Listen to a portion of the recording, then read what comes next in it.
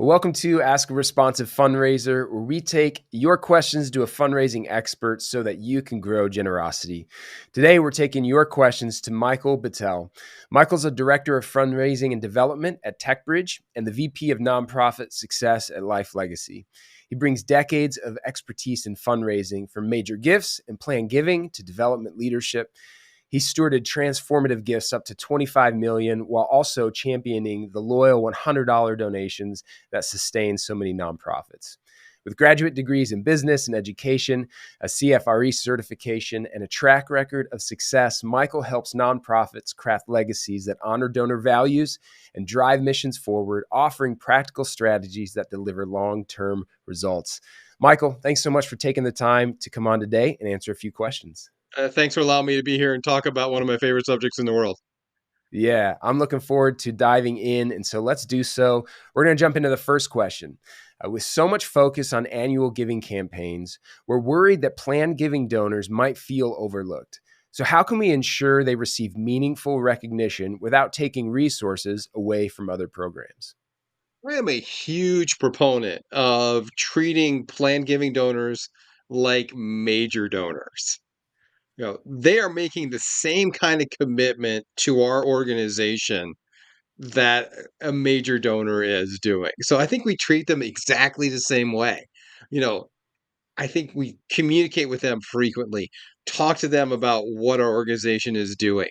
You know, that kind of treatment helps them not get lost in the shuffle because Mm, the average planned gift is much larger than an annual gift and a lot of times larger than a major gift. So by treating them the same way, by valuing that level of commitment to your organization, I think it goes a long way towards them not being lost in the shuffle. And meaningful resources are not being used because you're doing kind of exactly the same thing you're doing with your major donors. So you're mm, adding a few people to the mix, but you're using your resources even better. yeah. Now, when it comes to communicating with those donors, what are some of the methods that you feel like work really well? I think this has significantly changed in the last few years. At one point, during the intense COVID time period, there were a lot of video calls. There were a lot of State of the Union addresses from nonprofits. I think we're in a different place where it's either high tech or high touch, where the Mm, people either want a text message or they want to meet in person. And I think yeah, that is a phenomenal thing because our goal is to reach out to people how they want to be reached out to.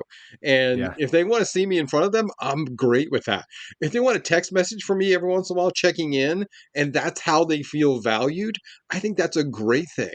So I think the middle area where you're doing video calls and emails, I think that is not where people are.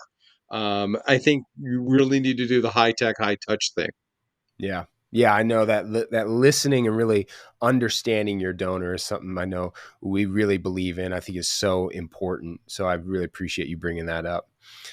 All right, we're going to jump into the second question. It says this: with our donor records inconsistent, we're worried that we might miss key planned giving opportunities because of the inconsistency. So, how can we clean and enhance our database to better identify and engage potential legacy donors? I've always believed that your database is your lifeblood of your organization.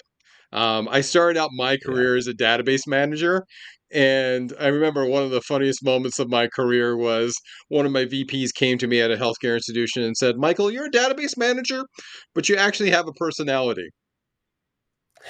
Thank you, I think. Right. I don't know if that was a compliment or not, but I understand the value of data, and Mm, having data in really good shape helps you be able to use your resources effectively. So yeah. I believe the first step in cleaning your data is making sure you have good data, especially for your major planned annual donors. If you have a misspelling in someone's name, studies have shown that it takes down the amount you will receive from that person significantly. So Mm, I would definitely think that cleaning up names, addresses, addressees, and salutations go a long way to making sure you're communicating with the person the way they want. Because if Yep. you are not able to personalize communication, it falls flat and it's static. And the next step for me is collect data every single time you can. There is no time that is not a good time to collect data. If you're having an event, Mm. have something there where you can collect data. If you're doing a donor survey, put in a couple demographic questions just to make sure. Anytime a gift officer talks to someone, make sure they have it in their brain to check the data that's in your database. Yeah. Because the better data you have, the easier it is to target the people that you're looking for. Yeah. So the more data you have, you're going to be able at that point to build some models saying, this is what our major donors look like. They live in this zip code. Mm. They give Yeah. this many times in 10 years. They have spouses that are with us that are engaged. What does that look like, and how do we reach out to that? And that model also informs all the writing you do with emails, social media, because you're going to write to that person because they're the ones that are most likely to give to your organization. So you have that person in mind, write to them, and clean data is the first step in that process. Yeah, that's fantastic. All right, let's jump into question number 3. It says this: estate planning seems complex and overwhelming. Because of this, we're nervous about introducing it to our fundraising strategy. So, how can we simplify the process for donors and show them the benefit of including us in their plans? Estate planning is a process of understanding what you do know and what you don't know. So Mm, we can have that discussion of legacy and who that person is and what is valuable to them. So when you have that discussion, connecting a tool like your Virtuous database with Life Legacies, the Giving Suite, in order to have those tools that are in your toolbox to make life easy, really goes a long way to helping that strategy. Also, mm, that model I just talked about with major givers, you can apply that to plan givers as well. So you say, okay, what do our plan givers look like? What zip codes do they live in? How many years have they been part of our organization? Have they given 7 out of the last 10 years? Because you can pull that target together, that group, and make sure you're using your time most effectively by reaching out to that targeted group rather than shotgunning. mm. So, as being a child of the '80s, Schoolhouse Rock was a huge part of my life, and Yeah, Schoolhouse Rock always goes back to knowledge is power.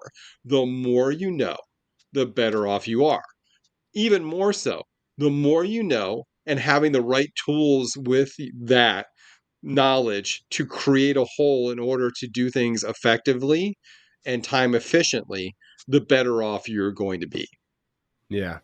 That's so good. It even speaks to what you're saying about the importance of you can't have too much data, and having that clean data and knowing who is who and being able to really dig into that is such an important piece.